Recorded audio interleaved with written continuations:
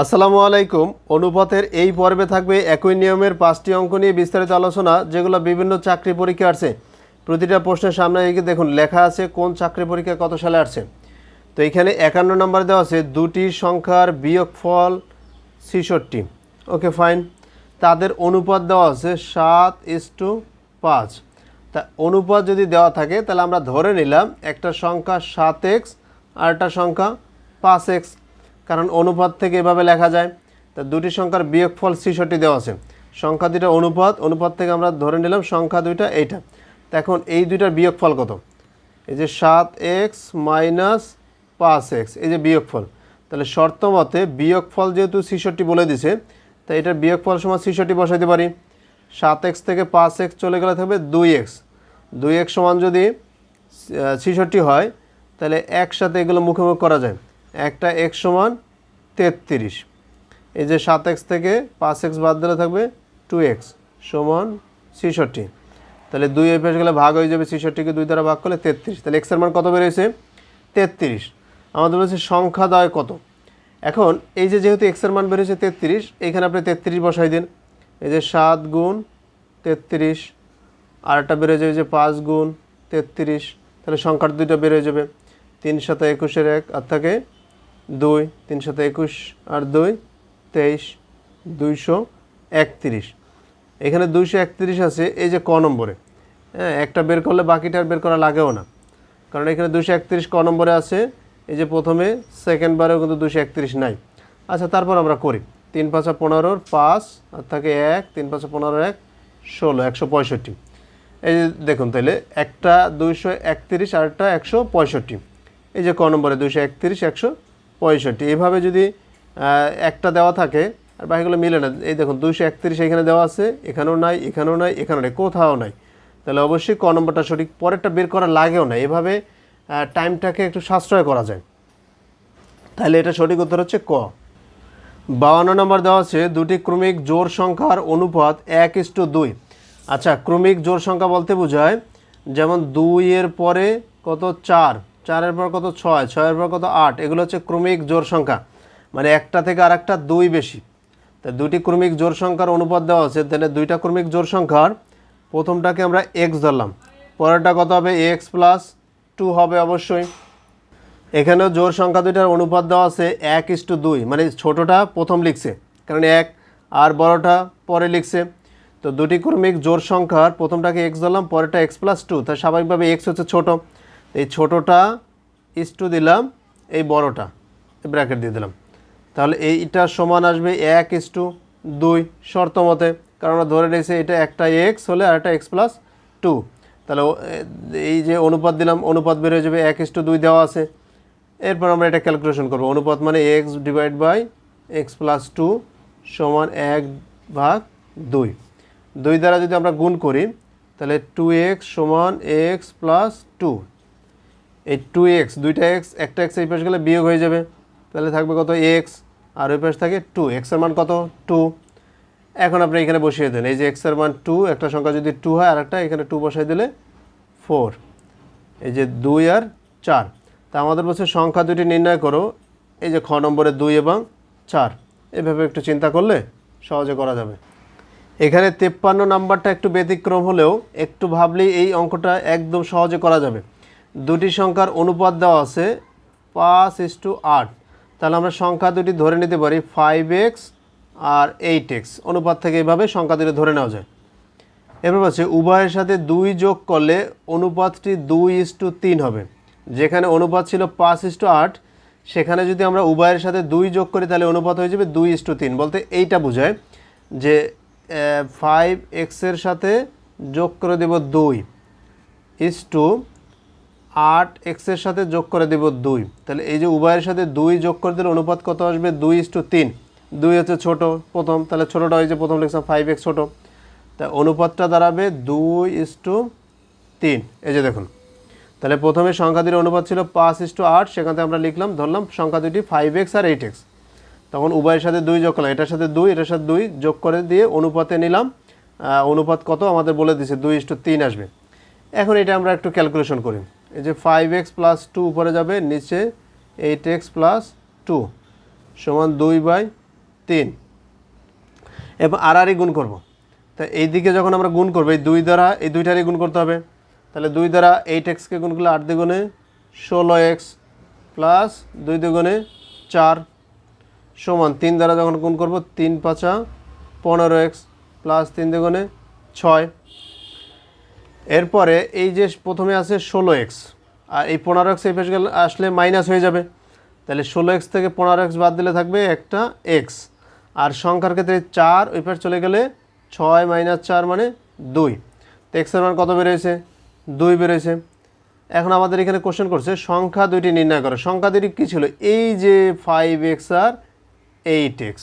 যেহেতু x এর মান 2 বেরোয়েছে, x এর জায়গায় এখানে 2 বসাই দিলে 5 দ্বিগুণে 10, এখানে 2 বসাই দিলে 8 দ্বিগুণে 16। তাহলে সংখ্যা দুটি একটা হচ্ছে 10, একটা হচ্ছে 16।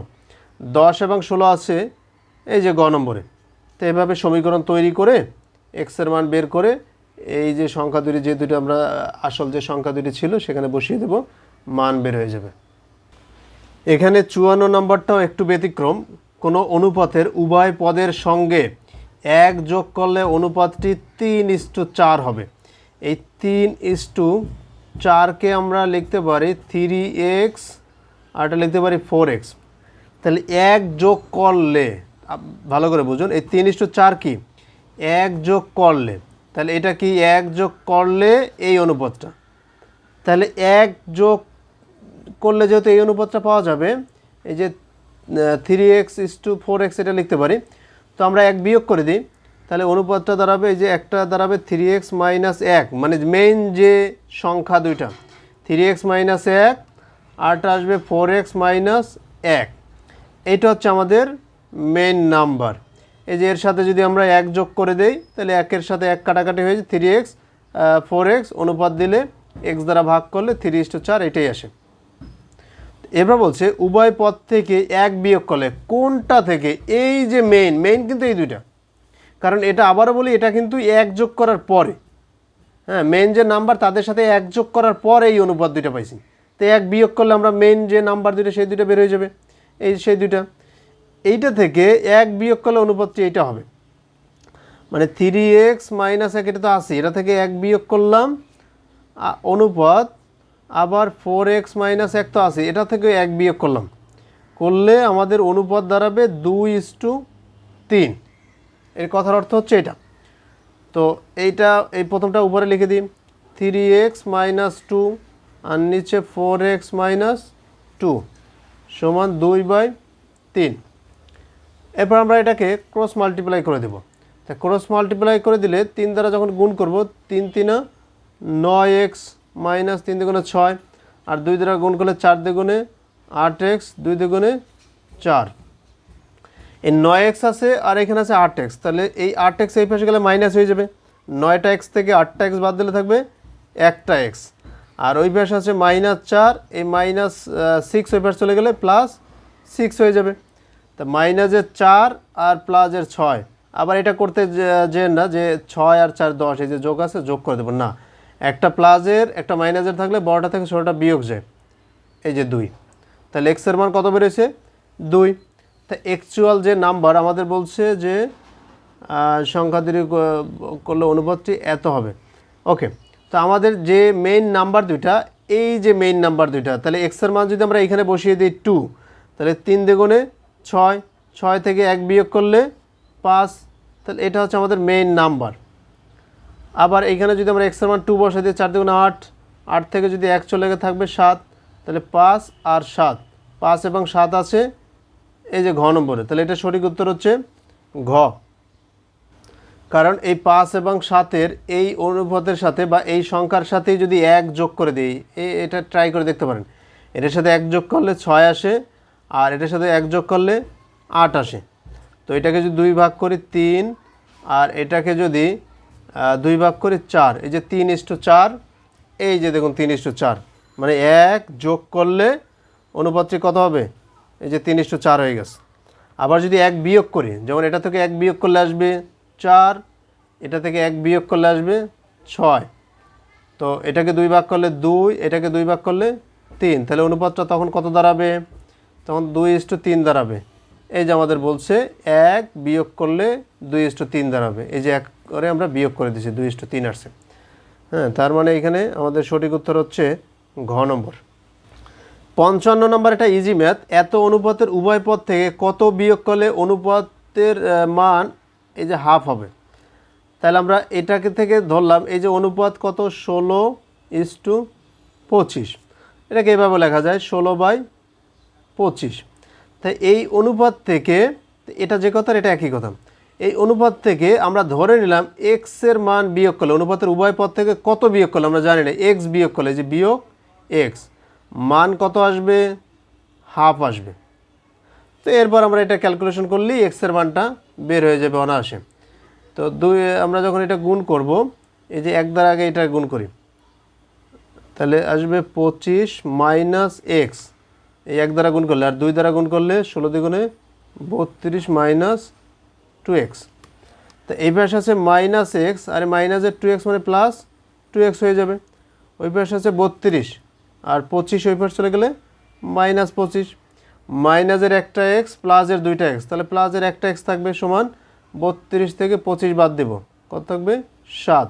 তো এক্সের মান কত, 7। তাহলে আমরা বলতে পারবো এই 16:25 এই অনুপাতের যে মানটা থাকবে তার 7 বিয়োগ করলে অনুপাতের মান হবে হাফ।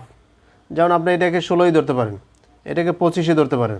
তো এটা থেকে আপনি যখন 7 বিয়োগ করবেন, তাহলে 16 থেকে 7 বিয়োগ করলে আসবে 9, আর এটা থেকে 7 বিয়োগ করলে আসবে 18। তো এরপরে 9:18 মানে 1:2, 1:2 মানেই 1/2। তাহলে এটা সঠিক উত্তর হচ্ছে 7, এই যে গ নম্বরে দেওয়া আছে সঠিক উত্তর।